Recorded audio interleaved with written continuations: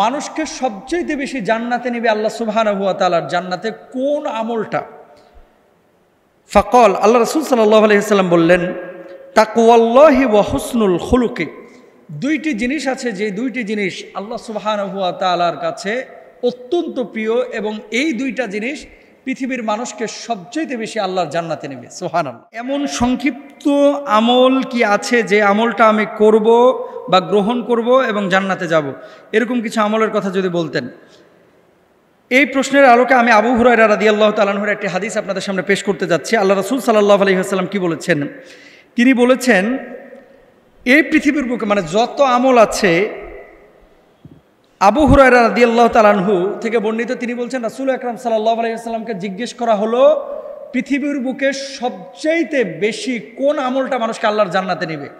আল্লাহ রাসূল সাল্লাল্লাহু আলাইহি ওয়াসাল্লামের সেই হাদিসটা দেখেন। আন আবি হুরায়রা রাদিয়াল্লাহু তাআলা আনহু قال সুইলা রাসূলুল্লাহ সাল্লাল্লাহু আলাইহি ওয়াসাল্লাম, মানে যে ভাই প্রশ্ন করেছেন সেই ভাইকে আমি জবাব দিচ্ছি, এবং আপনারাও এটা আমলের নিয়তে শুনবেন ইনশাআল্লাহ তাআলা। রাসূল আকরাম সাল্লাল্লাহু আলাইহি ওয়াসাল্লামকে জিজ্ঞেস করা হলো, মানুষকে সবচেয়ে বেশি জান্নাতে নেবে আল্লাহ সুবহানাহু ওয়া তাআলার জান্নাতে কোন আমলটা?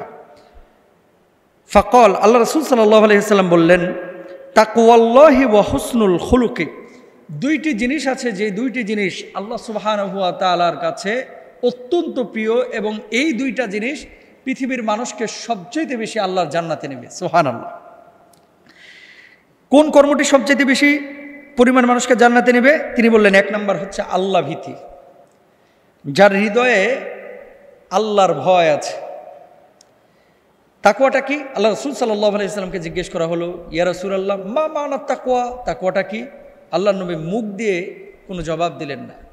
নবীজি জবাব দিলেন, আত-তাকওয়া হা হুনা, মানে আঙ্গুল দিয়ে ইশারা করলেন নবীজি অন্তরের দিকে, যে তাকওয়ার জায়গাটা হচ্ছে ভেতরে, অন্তরে। নবীজি সাল্লাল্লাহু আলাইহি ওয়াসাল্লাম নিজে বলছেন, দেখেন আমরা দাড়ি রেখেছি কেন? নবীজিকে ভালোবেসে। টুপি পরি কেন? নবীকে ভালোবেসে। জুব্বাটা পরছি কেন? আল্লাহ নবীকে ভালোবেসে। এটা কিন্তু বুঝে শুনেই, আমরা বুঝে শুনে রেখেছি।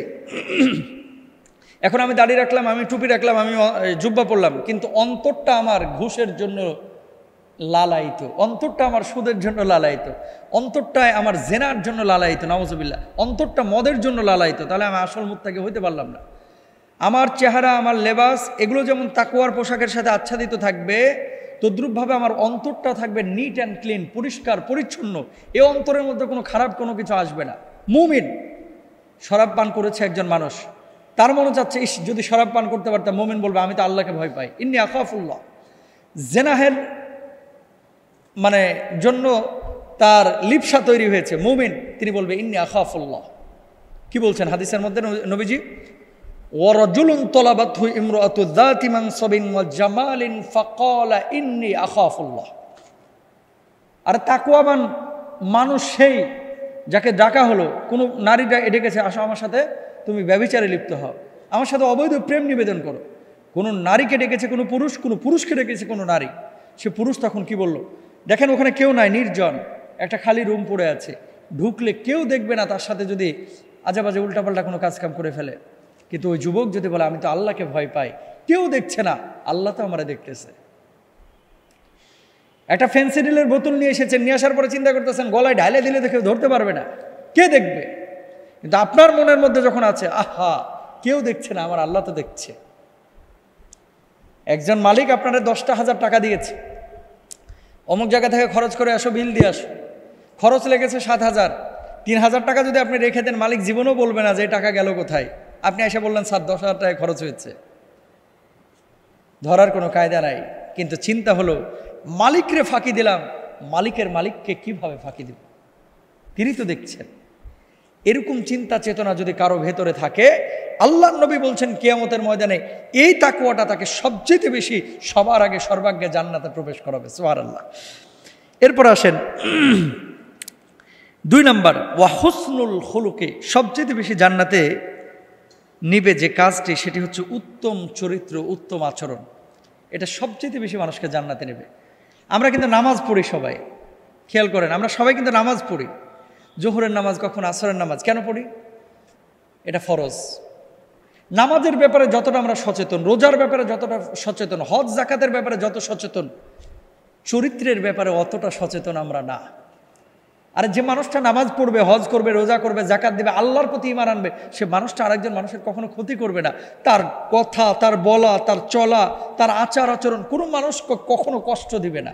উত্তম আচরণ, উত্তম আখলাক যদি কোনো মানুষের মধ্যে থাকে, তাহলে সেই মানুষটাকে এই উত্তম আখলাক তাকে জান্নাতে বেশি নেবে। সুবহানাল্লাহ। সুতরাং দুইটা কাজ এই পৃথিবীর বুকে খুব সহজ, কিন্তু জান্নাতে নেবে খুব বেশি। এক নম্বর হচ্ছে তাকওয়া, দুই নম্বর হচ্ছে উত্তম আচরণ। হাসি মুখে কথা বলেন, মানুষকে ঠকাবেন না। কিছু মানুষ আছে দেখবেন দেখতে অসুন্দর, আপনার সামনে দিয়ে হেঁটে যাচ্ছে, দেখলেই সালাম দিতে মন চায়, দেখলেই ভাল লাগে লোকটাকে। কিছু মানুষ আছে দেখবেন কালো মোটা, দেখলেই ভাল লাগে। কারণ কি? ভেতরে তাকওয়া আছে, তো আল্লাহ তাআলা চেহারার মধ্যে নূর দিয়ে দিয়েছে। আর কিছু পোলাপান আছে, মানুষ আছে দেখতে অনেক সুন্দর, দেখলেই মেজাজ খারাপ হয়ে যায়। কারণ কি? ভেতরে তাকওয়া নাই, আল্লাহর ভয় নাই, উত্তম আখলাক নাই, চেহারার মধ্যে ছাপ পড়ে গেছে। আল্লাহ তাআলা আমাদেরকে বোঝার তৌফিক দান করুন। আর এই হাদিসটি কোথায় রয়েছে? সুনানে তিরমিজির হাদিস, হাদিস নাম্বার হচ্ছে 2004। এই হাদিসটি রয়েছে সুনানে তিরমিজির মধ্যে। দুইটা জিনিস আপনাকে সবচেয়ে বেশি জান্নাতে নেবে এই পৃথিবীর মানুষকে। এক নম্বর হচ্ছে তাকওয়া, দুই নম্বর হচ্ছে সুন্দর চরিত্র। আল্লাহ বোঝার তৌফিক দান করুন। স্বামী অত্যন্ত বদমেজাজি এবং রাগী, মেজাজ ঠান্ডা করার জন্য কোনো আমল আছে কি না? এবং মুহতারাম, মানুষের রাগ যখন উঠে যায় তখন করণীয় কি? খুব ইম্পর্ট্যান্ট একটি বিষয়। আসলে রাগ, গুসা এটা প্রত্যেকটা মানুষের জন্মগতভাবে আল্লাহ তাআলা দিয়েছে। কেউ নিয়ন্ত্রণ করতে পারে, কেউ নিয়ন্ত্রণ করতে পারে না।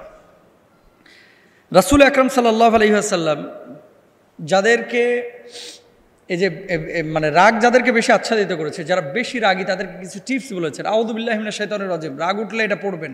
লা হাওলা ওয়ালা কুওয়াতা ইল্লা বিল্লাহ, এটা পড়বেন। যদি দাঁড়ানো থাকেন এটা বসে যাবেন, যদি বসা থাকেন তাহলে শুয়ে যাবেন। রাগ এটা শয়তানের পক্ষ থেকে আসে, অসওয়াসার কারণে অনেক সময় হয়ে থাকে।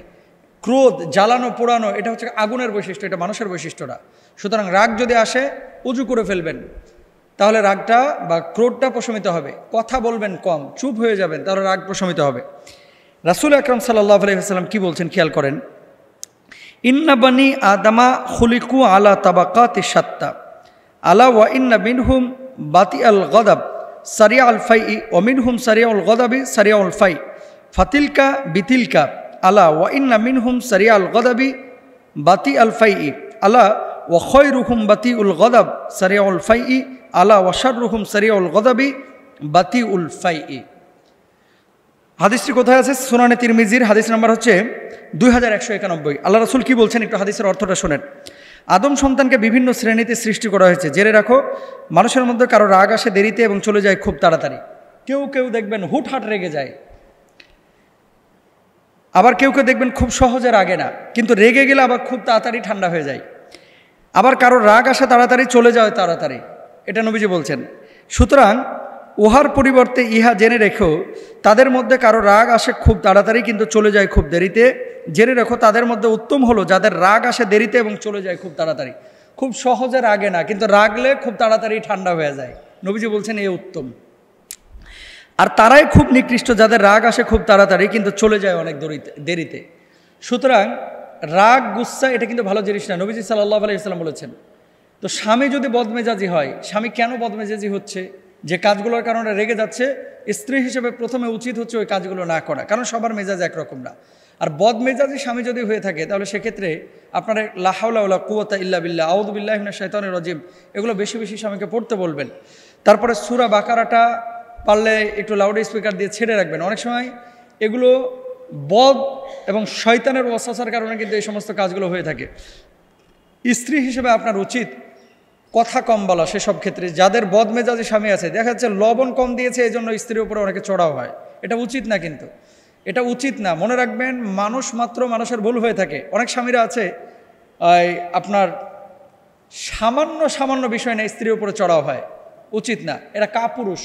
মারধর যারা করে স্ত্রীদেরকে, এরা কাপুরুষ, এরা সুপুরুষ না। আল্লাহ রাসূল সাল্লাল্লাহু আলাইহি ওয়াসাল্লাম স্ত্রীদের সাথে রাগারাগি করেছেন, তিনি বাড়ি থেকে বের হয়ে গেছেন, কিন্তু কখনো স্ত্রীদের গায়ে এভাবে হাত তোলেন নাই আপনারা যেভাবে মার কাট অবস্থা করেন। সুতরাং রাগ নিয়ন্ত্রণ করা এটা স্বামীর এবং স্ত্রীর দুজনেরই দরকার। স্বামী হিসেবে আপনার কাছে পরামর্শ হচ্ছে দুরূদ শরীফটা বেশি বেশি পড়বেন।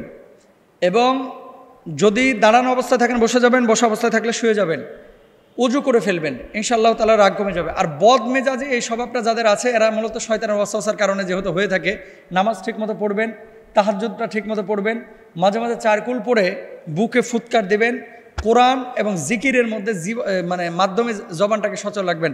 আল্লাহ তাআলা আমাদের তৌফিক দান করুন, আমিন।